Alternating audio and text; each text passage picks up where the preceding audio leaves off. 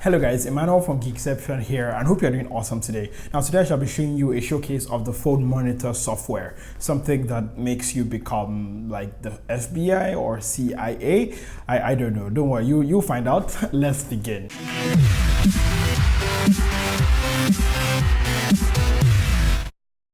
And huge disclaimer before we begin. Now, when FoneMonitor came to me, they approached me to showcase this on the channel, which is why this is a showcase, not a review, just my experience and some of the things I like and actually do not like about FoneMonitor as well. And also, I got monetary compensation for this as well. So this is trying to be as clear as possible. So I'm not doing anything dodgy. And yeah, let's get into it. And on getting into it, I think number one thing that is really nice about FoneMonitor is that you do not actually need to root your Android phone or jailbreak your iOS device, which I think is pretty cool. Now, setting up FoneMonitor is actually a little bit complex. It's not the most complex thing, but it does require a little technical know-how. Let's go through some of the steps of how I did mine. So I essentially logged into my account on the phone. I provided the necessary information, like my login information, which was provided by FoneMonitor. I read the instructions again and downloaded and installed the APK, for which, on a side note, it installs as a system service app. So that's something you should really, pay attention to. And after installation, I went back to the website, which had a guide on how to continue the installation.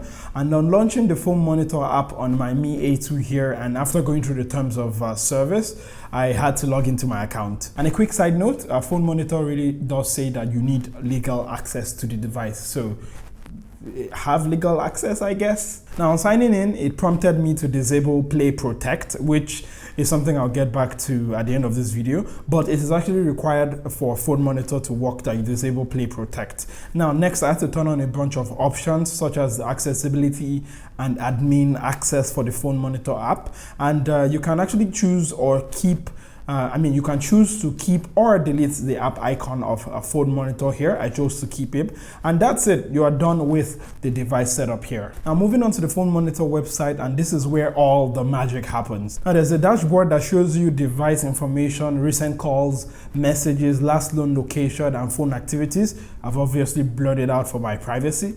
And there are also several tabs on the left, which I shall be getting to, but some important features are, monitoring your social apps such as WhatsApp, Viber, or even Tinder, which is actually pretty interesting. You can also access the call history and text messages from the mobile phone there, whichever mobile phone you install FoneMonitor on. And my most favorite feature is actually the app activity, where you can actually see how many apps have been opened on the phone. This is interesting to know that I open WhatsApp a lot, and next to my expense tracking app there. You can also access media such as your photos and videos from the device. You can take screenshots and access even the calendar, all from the dashboard there, which I think is pretty cool.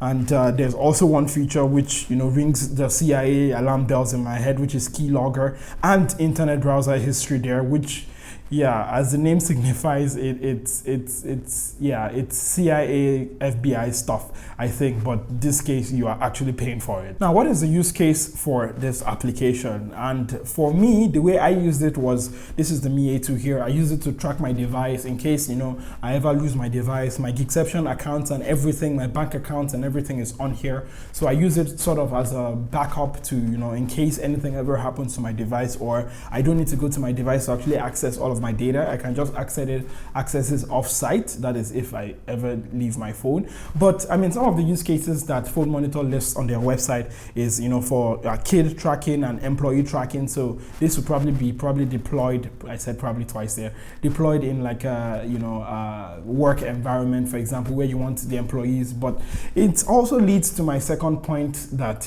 this provides, almost like I said in the intro of this video, 29 tools to track everything on the phone. So I think such power like that can easily be misused. Now, you can easily take a car and drive it into a crowd of people, so it can easily be misused It does not mean it is. Same here is with data here, it can easily be misused as well, which I think that is a legal gray area depending on, I think, the individual or who is using it. So when it comes to the usage and when it comes to the legal stuff you can do with it, I think it really does depend on the user. But for me, for my use case, I really actually see this as something I can use to protect all my sensitive data. And on, you know, winding down this video, FoneMonitor here starts at $29.99 for Android with a separate pricing for iOS. Links shall be in the description down there below. A huge shout out to the folks over at FoneMonitor for, you know, partnering with us for this showcase video. So it's a showcase video. Let me know what you think. Do you think this is something you would use? What use cases do you think this would be appropriate, and what use cases do you think it would not be appropriate? And yes, that's basically been it. It's been a blast making this video. I've actually been using this on my devices and, you know, trying to see how it actually integrates in real life. So that has been pretty fun. And also huge apologies to Horace from FoneMonitor for this video coming late, because so many things have been happening lately. But yes, that's basically been it for this video. Hope you liked it. If you're new here, make sure you hit that subscribe button, you know, hit that like button, leave a comment, let me know who you are. If you're regular here, well, thank you so much for the support, and I really love and appreciate you. New content is coming soon. Definitely new content is coming soon. And if you're just someone who is just going by and you're never going to subscribe or like or anything, still have a nice day. I really do care that you checked out this video, and I shall catch you next time. Don't forget to check out some other videos at the end of this video, and I shall catch you in the next video. Don't forget to be awesome. Bye.